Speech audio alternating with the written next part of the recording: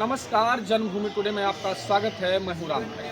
आज हूँ अयोध्या के भरत कुंड में और यहाँ की एक कहानी बहुत मशहूर है। ये है कि जब भगवान राम को वनवास हुआ था तो भरत जी ने उनकी खड़ाओं से यहाँ पे पूरे अयोध्या का शासन चलाया था। और ये हमारे सामने भरत जी की गुफा है जहाँ पे रह के भरत जी ने तपस्या की थी। वो 14 वर्षों तक यहीं पर तपस्या करते रहे और भगवान राम के आने का इंतजार करते रहे। और एक कहानी और भी आती है इस बीच में कि जब हनुमान जी वो लेकर आ रहे थे सजीवन बूटी, उस दौरान भरत जी यहीं से उनको बाण मारे थे तो हनुमान जी भी मूर्छित हो गए। तो यहाँ पे हनुमान जी के गिरने का भी एक दृष्टांत मिलता है रामायण में। महाराज जी आप यहीं पे हैं और महाराज जी देखिए भरत जी की मूर्ति है, यहाँ पे उन्होंने तपस्या किया था। महाराज जी ये जो यहाँ की जो कहानी है क्या है और किस तरीके से थोड़ा सा भरतलाल जी महाराज जब राम जी को मनाने गए तो राम जी जब नहीं आए तो उनकी चरण पादुका लाकर निशानी के तौर पर चरण पादुका श्री रामचंद्र जी की जो चरण पादुका थी यहीं पर लाकर गद्दी बनाकर स्थापित किया था और सिंहासन ते पादुका बैठाए न पादुका को सिंहासन दिया और अपने लिए नंदी गांव कई परन कुटीरा कीन निवास धर्म धुर धीरा।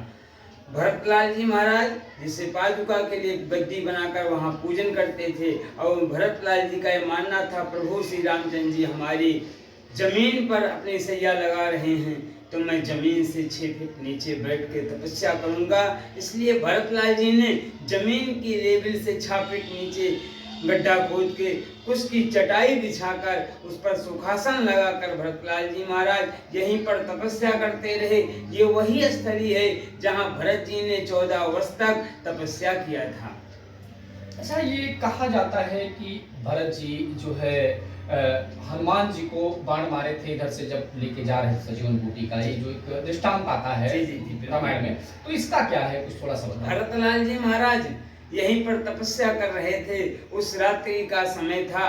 देखा भरत विशाल अत निश्चर मन अनुमान बिन फरसायक मारी हूँ चाप समन लगतान।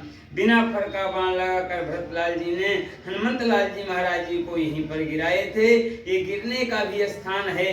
तो जब राम राम करते हुए हनुमत लाल जी नीचे आए तो भरतलाल जी ने सोचा हमारे हाथों से ब्रह्म हत्या का दोष लग रहा है, हमारी पूजा में कहीं कोई कमी रही होगी, तपस्या में कोई कमी, साधना में कोई कमी रही होगी जो हमको ये दोष लग रहा है। तुरंत भरतलाल जी ने अपनी साधना से समाधि से उठते हैं तो वहां पहुंचते हैं तो हनुमान जी को मूर्छित चेतना में पाते हैं।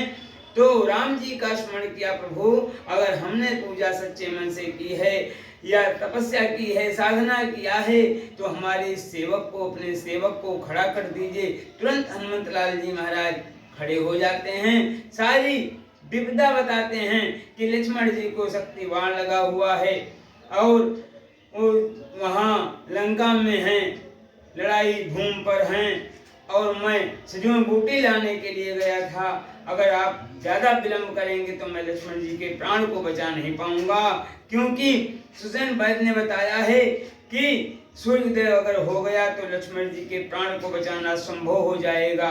इसलिए आप हमें ज्यादा देर न रोकें, मुझे आने की आज्ञा दें। तो भरतलाल जी कहते हैं चढ़म सायक शैल समेता पटवे तो जान के पानी केता।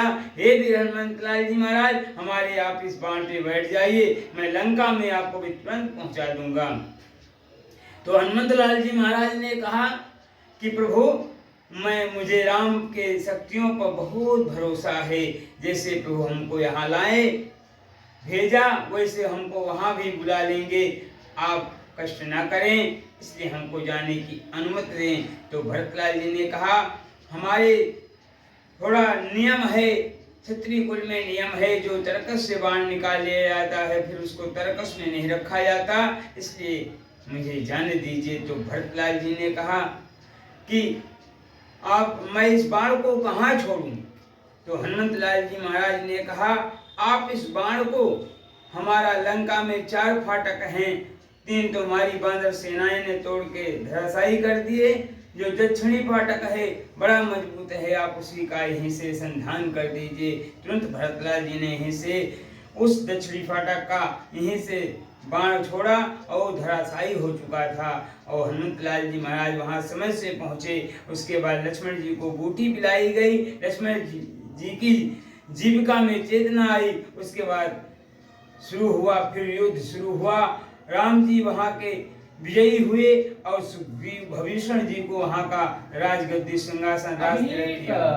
राम जी का जो मंदिर बन रहा है और उसको लेके चारों तरफ जो है विकास हो रहा है, आपके यहाँ पे विकास मुझे उतना नहीं दिख रहा है, क्या बात है इसमें? भरतलाल जी महाराज चाहते थे कि प्रभु श्री रामचंद्र जी का पहले भव्य मंदिर का निर्माण हो, बहुत अच्छा राजमहल राजधानी बने, उसके बाद तो प्रभु की जैसी कृपा होगी हो जाएगा।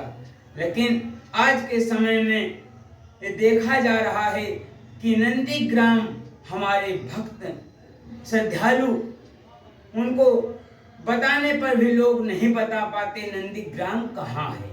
ये तपोभूमि है, भरत जी की 14 वर्ष तक भरतलाल जी ने यहीं पे तप किया था। इसको चाहिए सारे प्रेस मीडिया या हमारे पूज्य महाराज जी को इस पर विशेष ध्यान दिया जाए। आए थे महाराज जी की फोटो, आपने तस्वीर लगाई है। हाँ। और महाराज जी यहाँ पे आए भी थे, तो उन्होंने कुछ आश्वासन दिया? महाराज जी जब आए, अगर किसी ने कुछ सोचा होगा, सरकार तो कई बार आई गई, बहुत बार आई, लेकिन किसी ने मंदिर के प्रति नहीं ध्यान दिया और क्या हो रहा है कैसे होगा कुछ ध्यान नहीं दिया। लेकिन हमारे पूज्य महाराज जी जब उनका आगमन हुआ तो लगा कि इस नंदीग्राम का भी कायाकल्प अवश्य ही होगा और वो होकर रहेगा।